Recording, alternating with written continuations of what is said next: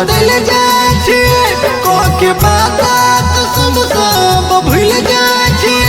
जाने हने न कहियो काम करो ककरो जिंदगी के साथ खिलवाड़ न करो जाने हने प्यार करो जना बदले छे मौसम बदल जाए छे कोके बात सब सब भूल जाए छे जाने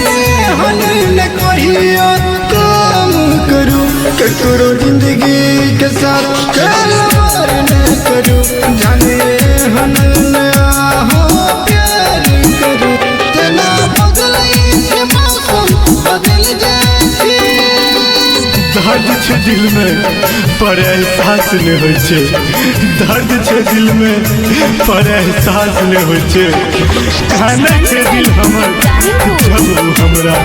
पास नहीं होय छे जब वो हमरा पास नहीं होय छे।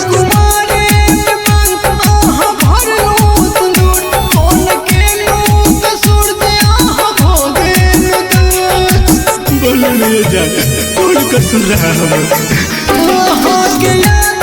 में हम जान जाने छिए बन के कठोर कौन रहे छिए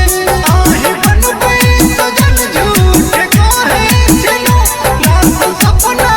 हमरा देखावे चलो जाने झूठे न सपना देखावे करो ककरो जिंदगी के साथ खिलवाड़ न करो जानिए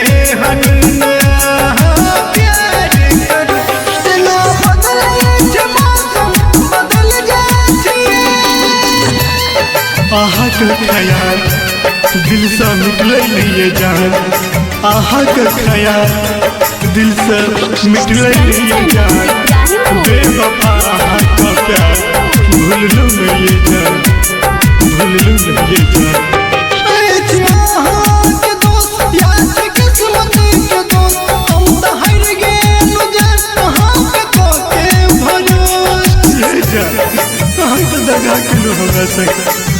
दूर